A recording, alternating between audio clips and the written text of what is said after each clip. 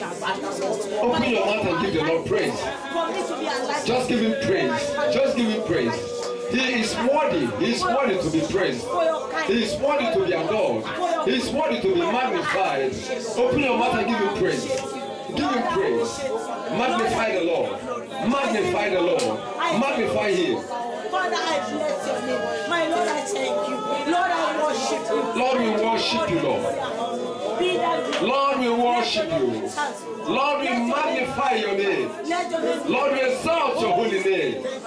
We give you the glory. We give you the praise. We praise and magnify your holy name, for you are worthy. You are worthy to be praised. You are worthy to be adored. You are worthy to be magnified. In the land of the living, you are the only God. And you are worthy to be worshipped. Therefore, Lord, we bow before your majesty. We worship you, Lord. We ascribe all glory and honor and might unto your name. Be thou glorified, O Lord. In Jesus' name we worship. In Jesus' name we worship. Is there anybody in this house? Yes. In Jesus' name we worship. If you know you are here and you believe you have come to meet with the Lord, I said, in Jesus' name we worship. Hallelujah. Amen. Please, I do not know whether there is anybody here who has somebody who is presently in the hospital. Anybody who is due to deliver and is in the hospital, or maybe not yet due, but is in the hospital. Is there anybody here who has such a case? Somebody connected to you is in the hospital now. If there is anybody, raise up your hand. Okay? A pregnant woman, or a woman that is sick. Pardon? A pregnant woman. Thank you very much. That's what the Lord is showing me. Whatever is the case of that woman, whatever is making her not to be able to deliver, this night the Lord is dealing with that situation.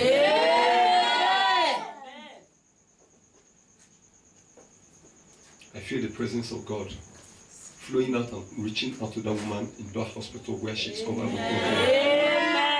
Just lift up your hands and speak to the Lord. Tell the Lord to touch that woman and to cause her to deliver without difficulty. And whatever is the cause of the problem, whatever is the situation, that this moment will be taken away. Speak to the Lord right now. Ask the Lord to go. Let the angel of the Lord move. Touch that woman where she is lying. Wherever the hospital, wherever it is located. Father, in the name of Jesus, we pray for this your daughter who is in the hospital right now. We ask for divine intervention. We ask for divine touch. We are asking this moment that you will touch her and you will take away the problem, take away the hindrance, take away the blockage, take away the obstacle, take away the limitation, take away every force, any condition that is making her not to be able to deliver. Heavenly Father, do it now. Do it now. Do it now. In the name of Jesus. Father, we ask for in the name of woman, I speak to you. In the name of Jesus, receive strength to be healed and to be delivered right now. I command everything that is making it difficult for you to be removed. Let the anointing of the Lord, let the presence of the Lord come upon you now. For self-delivery, for healing. In Jesus' name we pray. In Jesus' name we have prayed. In Jesus' name we pray. It is done. Is there somebody here who in his or her dream was beaten by a snake? Maybe you did not even know it was a snake, but you know that something beat you in your dream. Who is that person? Raise up your hand. Something beat you in your dream. Something struck you. Your legs in the dream. Who is the person? Nobody. Nobody? Okay. You felt that something struck your leg in your dream. No. Not because I had to, repeat it. You have to explain to me. If it's not the case, I forget. I do not guess. If something beat you or struck your leg, yes, sometimes people, there was a time I had such an attack. Something struck me in the dream. And I sensed it was a snake, but I looked for it, I didn't see it. Suddenly something just moved. If you are not careful, you will not discern what happened to you, but you will just feel that something hit your leg or struck you and there is pain there. What happened to you, my sister? It was last night for this morning. And what happened? I was sleeping. It was around 3 a.m. All of a sudden, I just felt a sharp pain on my leg. I was thinking it is muscle pull because it used to happen to me sometimes, once in a while. So the thing, it would just be as if it paralyzed, muscle pull. Come out.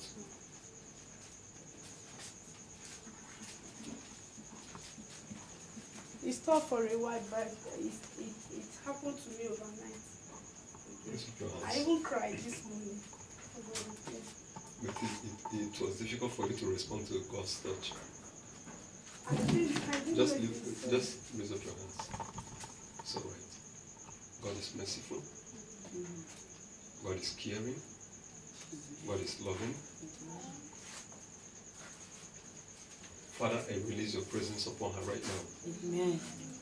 And I am asking that whatever it is that did that, this hour, this very hour, let your presence come upon her. Amen.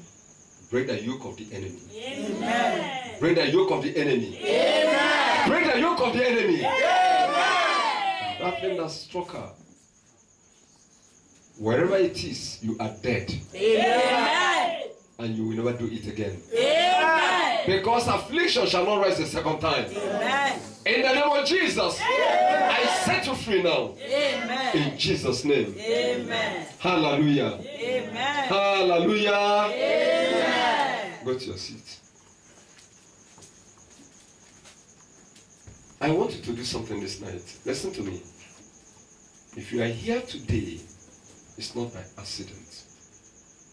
And I'm sorry for those who are not able to make it, because they will never meet a day as today. I pray that next time it will be greater, but today will never be met again. I want you right now to focus on the Lord and ask the Lord. Jacob said, I will not let you go except you bless me. I want you to hold tightly on the Lord right now and tell the Lord, Lord, bless me this night. Touch me. You will not pass me by. Open your mouth and speak to the Lord. Open your mouth and speak to the Lord. Be violent about it. Be decisive about it. Lord, bless me indeed. Lord, bless me, oh God, in help my Father. Lord, I am your Father, I am here before you. I come before you today. Speak to the Lord. Jacob restored. Jacob restored. He said, I will not let you go except you bless me. Ask the Lord to touch you this night. Ask the Lord to touch you this night. Ask the Lord to touch you. He will not pass you by. Ask the Lord that you are not missing your blessing this night. You are not missing your blessing this night. Father, visit me. Father, visit me, oh God. Father, touch me tonight. Father, let your overhand rest over my life. Father, have mercy upon me, oh God, and do that which no man can do. Father, we ask for your blessing this moment. We are holding on to you, King of Glory. We are holding on to you, merciful God. We come into your presence and we are asking, thou God of open doors, touch each one at the point of his or her need. Touch everyone, touch the men, touch the women, touch the young ones, O Lord, and meet each person at the point of their needs. In the name of Jesus. Thank you, Father, for answering our prayers. In Jesus' name we have prayed. Holy Spirit, I ask that you take over right now. Amen. I ask that your presence and your power will come upon each soul. Amen. And let every spirit of closed door, let every spirit, anti-open door spirits be arrested. Amen. Let them be arrested. Amen. Let it be arrested. In the name of Jesus. Thank you, Father, for answering our prayers. For in Jesus' name we have prayed. Shall we be seated? And God bless you. This night I'm speaking on the God of open doors. God of open doors. Hallelujah. Amen. The God we serve is the God of open doors. I want it to sink into your spirit this very hour. The Most High God, the governor of the whole universe, the ruler of the ends of the world, the creator and the maker of all existences, the God of Israel is the God of open doors. And he will open doors for you. Amen. I said he will open doors for you. Amen. In the name of Jesus Christ. Amen. He will open every door which the enemy is closed. Every door in your life that has been closed. Every door of favor, door of grace, door of blessing that the enemy has closed in your life, that God of open doors will open them in the name of Jesus. Amen. It is written that the Lord makes a way in the wilderness. He makes a way where there is no way. That God that makes way where there is no way. Where there are no open doors in your life, he will open doors for you in the name of Jesus. Amen. Some people are begging. Amen is begging. I said, where there is no open door, he will open doors for you in the name of Jesus. Amen. There is something people must understand. I don't need to be repeating it.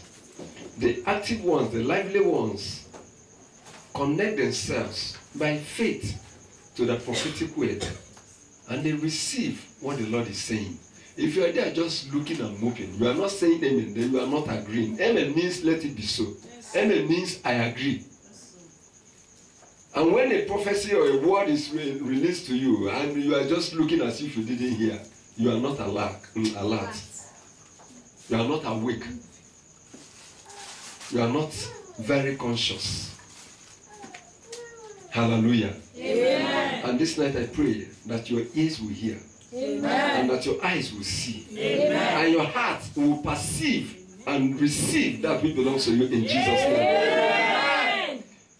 I'm reading from the book of Genesis chapter 22. From verse 15. Genesis 22. We read from verse 15. And the angel of the Lord called unto Abraham out of heaven the second time and said, by myself have I sworn, said the Lord, for because thou hast done this thing, and hast not withheld thy son, thine only son, that in blessing I will bless you. Amen. Amen. In multiplying I will multiply you. Amen. I will multiply thy seed as the stars of heaven, and as the sand which is upon the seashore, and thy seed shall possess the gates of his enemies. Amen. And your seed shall possess the gates of his enemies. Amen. And in thy seed shall all the nations of the earth be blessed, because thou hast obeyed my voice. May the Lord establish his word in your life in Jesus' name. Amen. May the Lord establish his word in this place in the name of Jesus. Amen. Today we are looking at the prophecy and the promise and the blessing that the Lord God commanded upon Abraham. I want somebody to understand that because of the things that people are teaching today, the scripture is couched somehow in ways that it is difficult now to know the mind of the Lord, because we are now reading words into the word of the Lord. There are blessings that the Lord God has bestowed upon his people.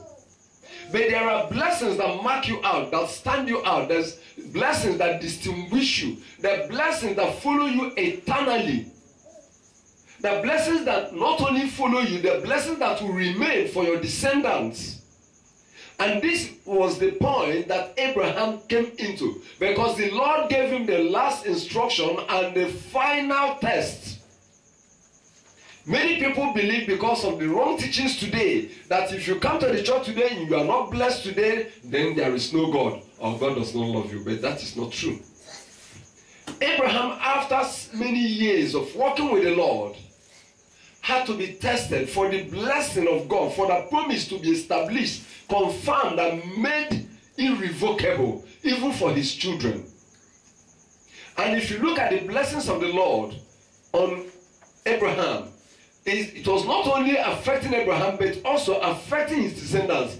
Look at verse 17. That in blessing I will bless thee. That is Abraham. And in multiplying, I will multiply thy seed. God does not make any mistake. For Abraham, there was no seed again that will be multiplied for him.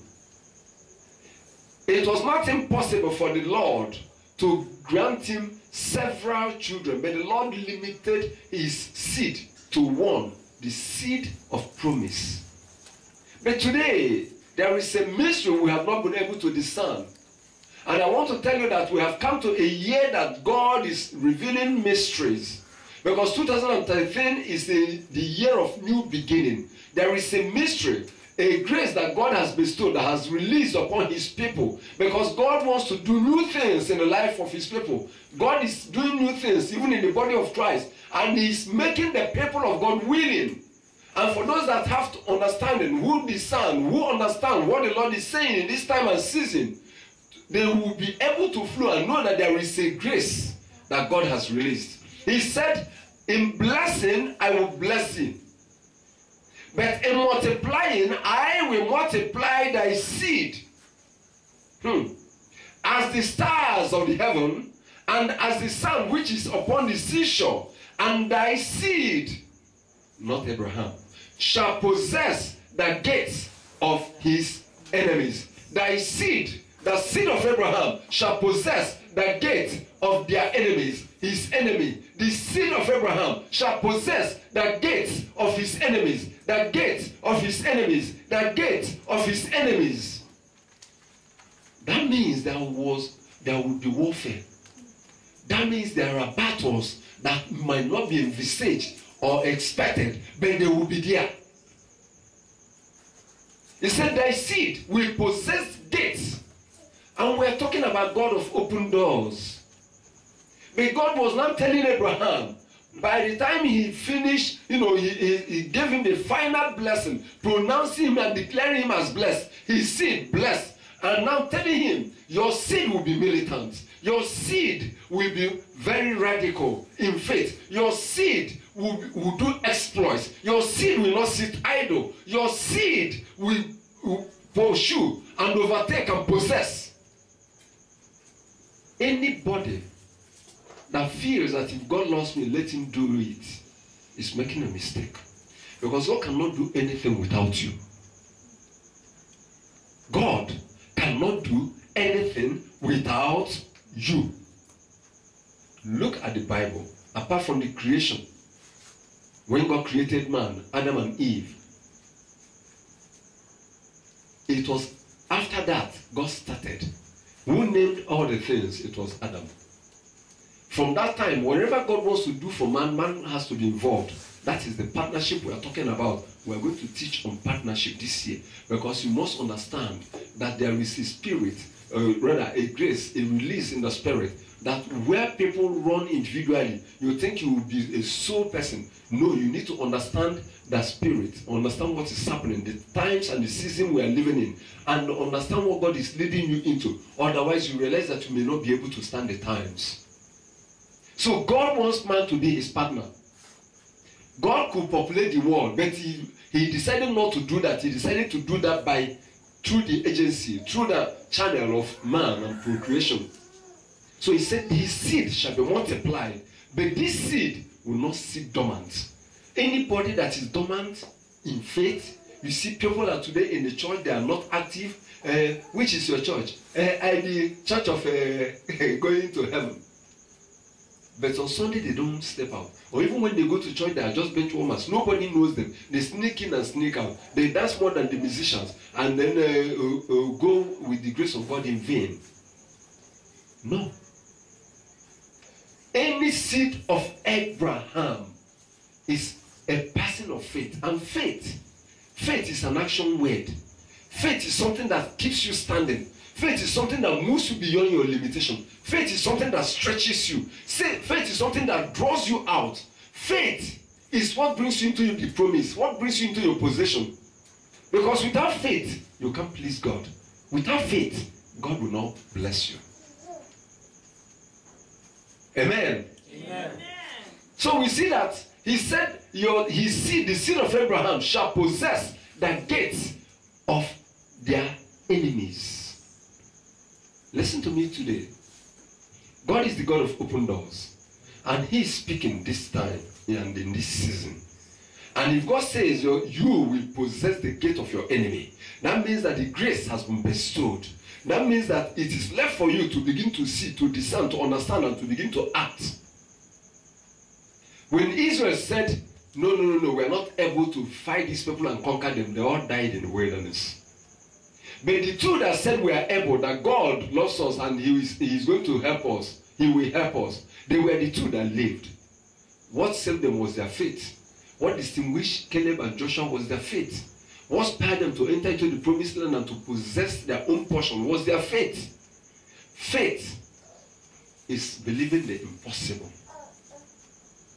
Faith is believing the impossible. Even when your mind, your body, your flesh, everything, your thinking, your imaginations are telling you this is not possible. Faith is believing in that God that is impossible, that does the impossible. Because God himself is an impossible God. There is nothing that is impossible for him. So he's the impossible God. If you say you are impossible, you come to him, you become possible. Hallelujah. Amen. I said hallelujah. Amen. I said hallelujah. Amen. God opens doors for his people. And I want to declare to somebody here that open doors are waiting for you. Amen. I want to declare to somebody here that open doors are waiting for you. Amen. I want to declare to somebody here that open doors are there waiting for you. Amen. What is open door? How do we understand doors and gates? Number one, the Bible talks much about gates, and I know we understand it, so I'm not going to do a deep teaching. But you see, doors and gates are, they give access into a place or into a city. That's, called simply, they give access. Both are entrances into a place or into a city or into a home or into an apartment. Whether you call it door or whether you call it gate. Now, both serve as barriers at the same time to intruders. Both gate or door, they serve as barrier to intruders. Now, number 3, you see that gates refers to authority or dominion. And this is why in the book of Matthew, the Lord said, upon this rock I will build my church, and the gates of hell. Now, does it mean that hell has a gate that will come to fight the church? Literal gates, physical gates, don't move. They are immovable objects. Where you place them is where they remain, isn't it? Yes. But then why did he say the gates of hell shall not prevail? Because it's referring to powers, to authorities, to dominion. Now he's saying that there is no power.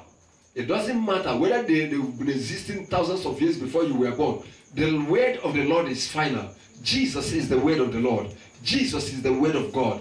Jesus is the word of God. The word of God made flesh. The word of God that became incarnate. The word of God that was spoken. The word of God that is written. Jesus is the word of God. And that's the word of God that gives life. And he said, the gates of hell. That means it's not one gate. The gates of hell shall not prevail against his church. And what is the church? Where 2 or 3 are gathered together. In his name, he is there. That's the church. That means that you and your family, you're already a church. or you and your prayer partner, you're already a church. He said the gates of hell shall not prevail. Just like God promised Abraham. Israel today is a terror. Why? Why are they still not swallowed up?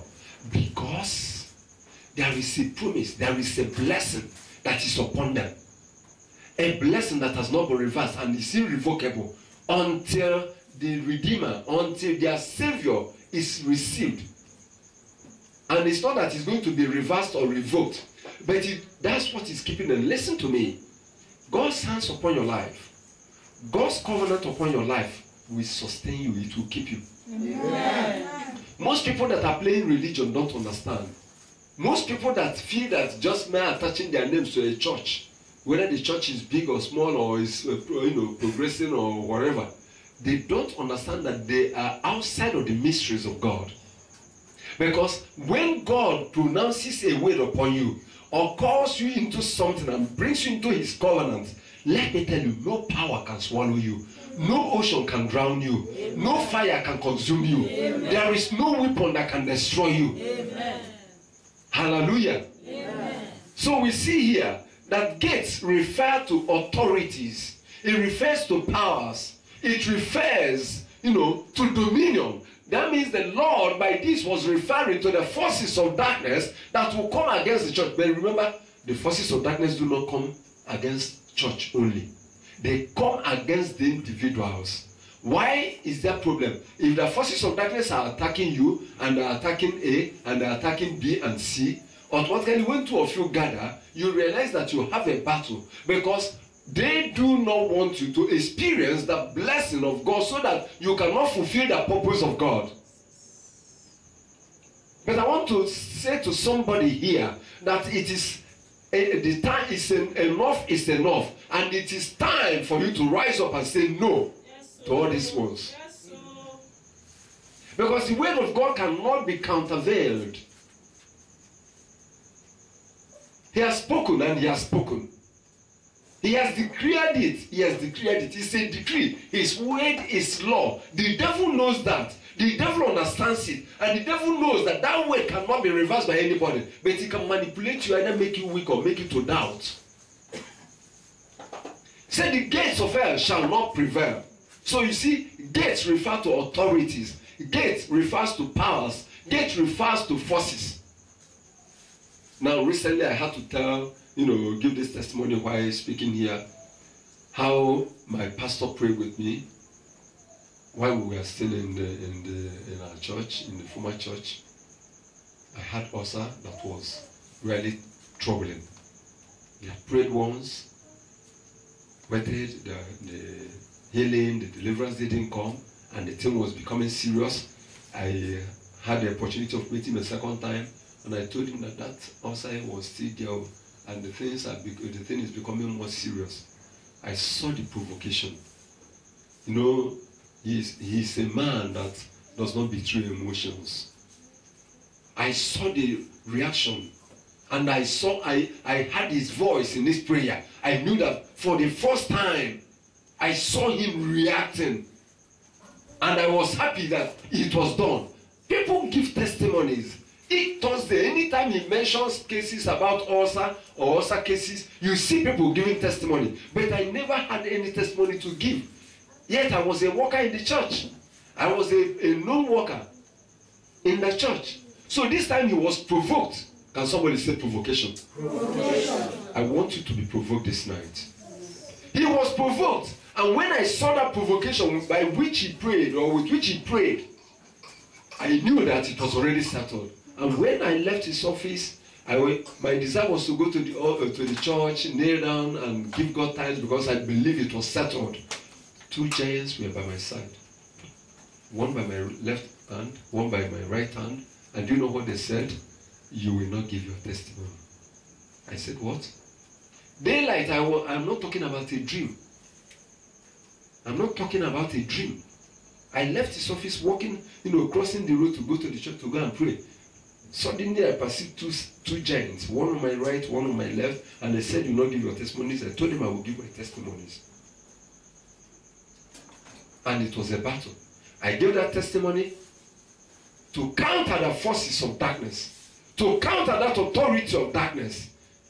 I gave that testimony to show them that I believed in the prayer of the man of God. And I believed that the Lord had healed me. Even though it still took years. But I gave that testimony. So what are we talking about? Gates of hell. Gates of hell. They are referring to beings, to authorities, to powers. And I do not know whichever power that has been following you about, that is telling you that you will never give your testimonies. Please stand on your feet, because today is a special day. Stand on your feet. We are going to take authority right now. Stand on your feet and take authority right now over every power. He said, behold, I give unto you power to tread on serpents and scorpions and over all the power of the enemy. Say, Lord, I take authority. Over every authority of darkness. Over every power of darkness. Troubling my life. I subdue them now. I cut them off. I bind them. And I cast them out. In the name of Jesus. Now open your mouth and take authority. You are not praying like somebody is exercising authority. I'm not hearing your voice like somebody is exercising authority. Take authority over the powers. Take authority over the grace. They cannot prevail against the church. Take authority this moment.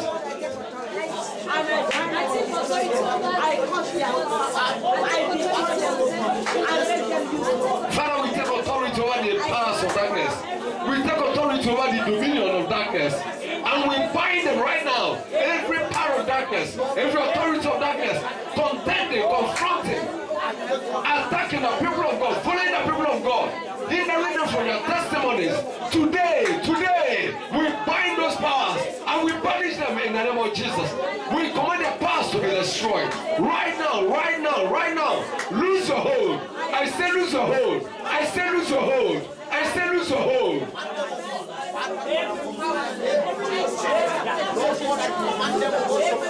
In Jesus' name we pray. Amen. Be seated. Now you now understand why the Lord God told Abraham that thy seed shall possess the gate of their enemies. So there is warfare. There is a battle for you to fight. Whatever you want to possess on this earth or in life, somebody is occupying it. If you are to be promoted in an office, somebody has to be removed from that office, or either promoted or removed for another person to sit on that seat. If you are to inherit a place, somebody has to be displaced for you to occupy, for you to repossess or possess that place. So there is no vacuum. It's either somebody is there or there is a being, a power and authority. We are talking about gates and we are talking about doors. Doors that block, that are locked concerning people. So there is a being, there is a power, there is an authority that must be confronted for you to be able to pass through and enter in to possess. And you shall possess your possession. Amen. I say you will possess your possession. Amen. This year, the gates shall be opened to you. Hallelujah. Amen. Shall we rise up on our feet again? And do it like soldier. When I say rise up like soldier. And when I say pray, listen, I'm going to walk because I'm going to be very fast. You pray as fast as you can pray. If you know how jets move, that's how I want you to pray. And if you know how lions roar, that's how I want you to pray. If you know how angels fight, that in 1 second they could kill 70,000, that's how I want you to move. Because we are servants of the Most High God. There is swiftness. Amen. Amen. Father, in the name of Jesus, I possess the gate of my enemies. Father, in the name of Jesus, I possess the gate of my enemies. In the name of Jesus, now pray. Declare it. That enemy of your life, that enemy of your progress, that enemy of your blessing, that enemy of your breakthrough, he said the seed of Abraham shall possess the gate of their enemies. Father, in the name of Jesus, I possess the gate of my enemies. Possess it right now. Possess it. Declare it. Possess it. It is the command of the Lord. It is a command. It is a law. It is a decree. It is your blessing to possess. It's not the blessing of God for you to be possessed. It is the blessing of God for you to possess.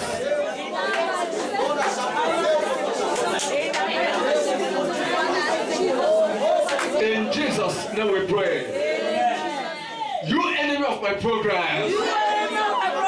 Lose your authority now. Lose your power now. In the name of Jesus. You enemy of my progress. Lose your authority now. Lose your power now. In the name of Jesus. Shall we begin to pray? Pray, pray as fast as you can pray. Roar as a lion will roar.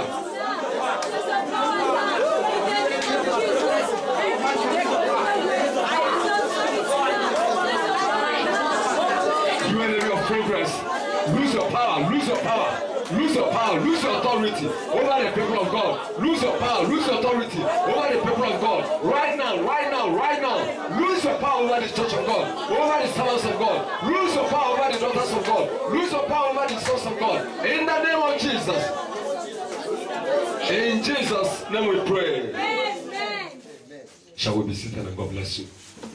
Now I'm not going to read scriptures because of, so that we can save some time. But listen to me. When Israel entered, crossed the river Jordan to possess the inside of Canaan, the first city they fought was Jericho. And one thing they did to deny them access was by closing their gates, by locking their gates. The gate of Jericho is written, it is written that it was straightly shut. Nobody moved out, nobody moved in. To deny them access. Now, remember, this is physical gate. But that means that there is a barrier to these people to be able to go in to fight to possess. They were not willing to come out to fight. They were not willing to confront Israel. They went and climbed the walls, waiting for them there. And saying, okay, if you have the power, yeah, come and fight. Get closer, come and break the gate. Let us see. There was a door, there was a barrier. Call it a gate, denying them access to the promise of God in their lives, access to their inheritance, spiritual inheritance, divine inheritance, access to that which belongs to them by law and by right and by divine declaration. Why must you remain the way you are? Why do you want the enemy to take away your testimony and make you a story? For how long? This year there is a grace that has been released. Amen. This year there is a mercy, a favor of God that has been released. Amen. And you are going to possess your possessions. Amen. So Jericho locked their gates and Israel could not enter.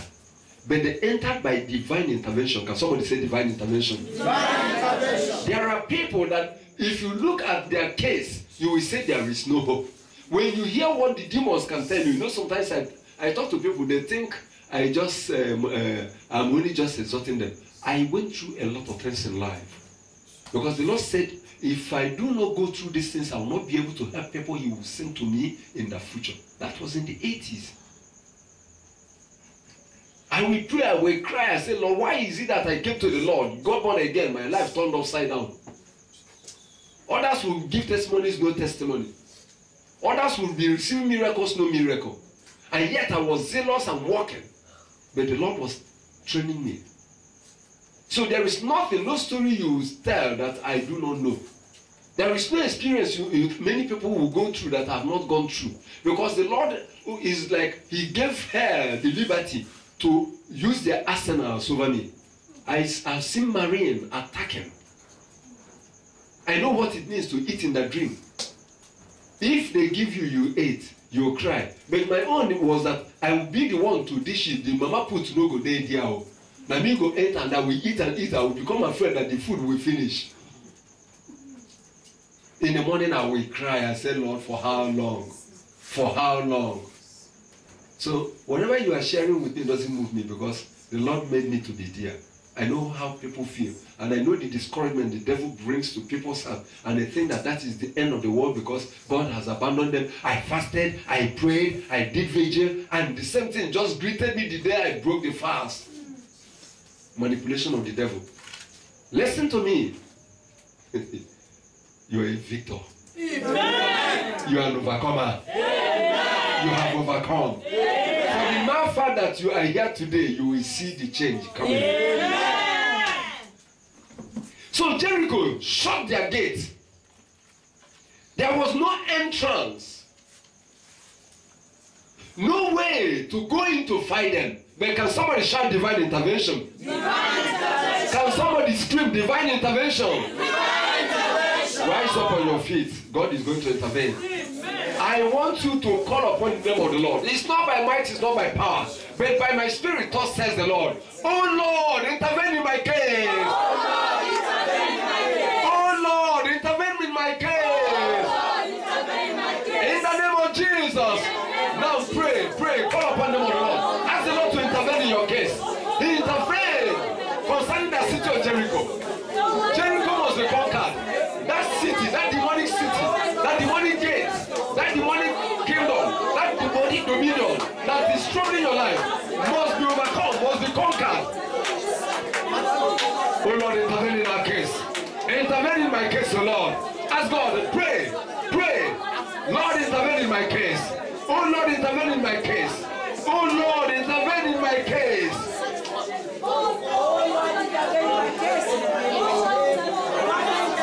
Ask God to intervene in your case. Pray. The God of divine intervention, He will intervene. Call upon the name of the Lord. Intervene in my case, oh Lord. Intervene in my case, oh Lord.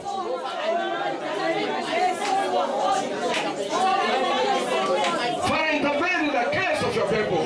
Let there be divine intervention. Let there be divine intervention. Let there be divine intervention. For everyone here, let there be divine intervention. For your people, O Lord. For those abroad, let there be divine intervention. For our sisters and brothers, let there be divine intervention. For our friends and partners, in the name of Jesus. In Jesus' name we pray. Amen. Please be seated and God bless you. Follow me straight fast to the book of Isaiah chapter 45. Isaiah 45. Isaiah chapter 45. I read from verse 1. Thus said the Lord to his anointed, to Cyrus, whose right hand I have holden to subdue nations before him. I will loose the loins of kings, to open before him the two-leaf gates, and the gates shall not be shut. Now, in this prophecy concerns a hidden king that was not born when prophet Isaiah gave this prophecy. And the time came, and this king was born as a baby, and he was named Cyrus. And he came to the throne. So it was not by accident. Listen to me, there is no accident in this life. The prophet gave his name, even though a hidden. And the baby was born and named Cyrus. And God brought him to the throne. And do you know that when he grew up and became the king and they got him to know this prophecy, he reacted immediately. And, passed a decree that the people of God should go back again and restore and build their land and build the temple of God. God said, "He whose right hand I have holden to subdue nations before him, and I will loose the loins of kings." Now, when you talk about gates, you are talking about powers and authorities, you are talking about dominion. And he says, I am to open before him the two-leaf gates, and the gates shall not be shut. The gates shall not be shut again. When God opens, no man closes. In the book of Revelation, you may read it, chapter 3, verses 7 and 8. You see the Lord saying, I am he that had the key of David, that openeth and no man shutteth, and shutteth and no man openeth. What he opens, no man can close. And when he closes, no man can open. He said to Cyrus, I will open the two-leaf gates, and it shall not be shut again. whatever the Lord does for somebody is permanent. Yes, You know, some people, they go and get miracle. The miracle lasts only for 1 week. They discover they are back to square one. If you did not do anything wrong for the enemy to reverse it, for you to lose your miracle, then something is wrong somewhere. Because when God does his miracle, when he touches his soul, it is permanent. Except you drew back. And then the enemy attack again.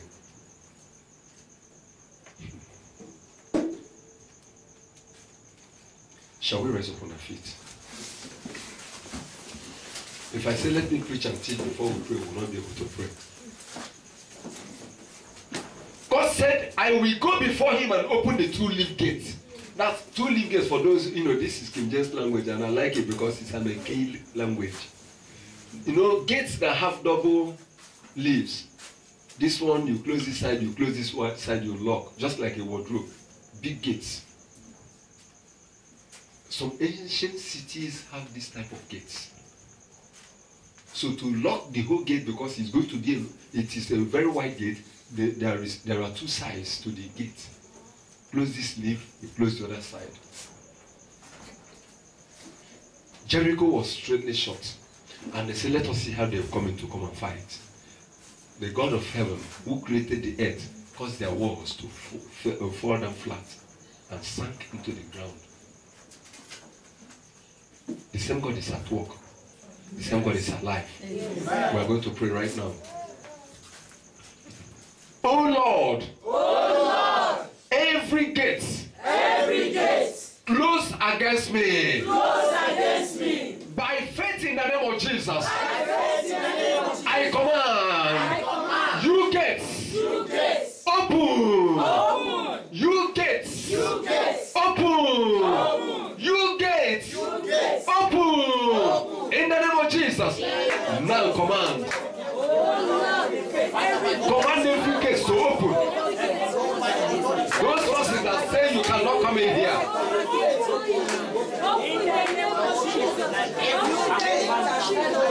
The people of Jebus, they said David cannot come into their country or into their city.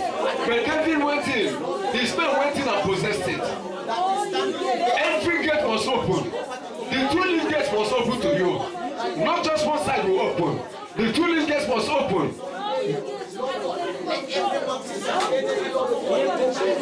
I command the gates to open. I command the gates to open. You gates, open in the name of Jesus. Open in the name of Jesus. Be open in the name of Jesus.